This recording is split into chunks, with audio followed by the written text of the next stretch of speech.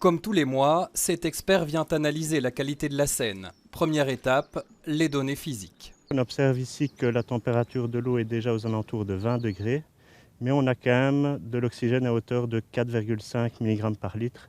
C'est quand même assez satisfaisant, sachant qu'on est vraiment dans la période estivale et que l'oxygène tend à vraiment descendre. Ensuite, il faut prendre des échantillons.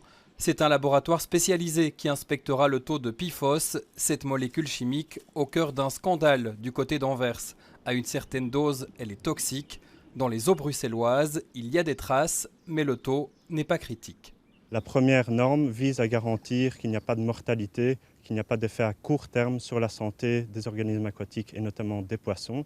Et ici, on observe que dans aucune masse d'eau de surface de Bruxelles, à aucun moment, on a dépassé cette norme. On est même plusieurs dizaines de fois en dessous de cette norme, ce qui est extrêmement rassurant.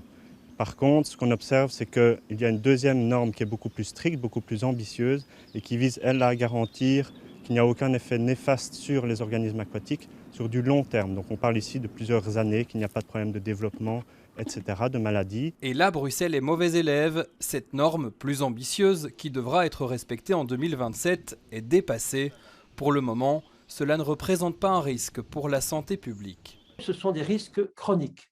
Si vous consommez par exemple occasionnellement un poisson provenant de la Seine, malgré la présence de ces substances, il n'y a pas de risque bien sûr. L'effet le plus précoce est une réduction de l'immunité. Plus tardivement, toujours en cas d'exposition chronique, bien sûr, c'est un puissant perturbateur endocrinien. Tout dépend de la dose et des concentrations qu'on retrouve dans l'environnement. Il n'empêche que l'objectif est de s'en débarrasser. Et pour cela, il faut trouver l'origine. L'utilisation des PFOS est interdite depuis 2014, à l'heure où certaines entreprises ne respectent pas la règle, où la source est présente depuis bien plus longtemps. La molécule est quasiment indestructible et peut rester des années dans l'environnement.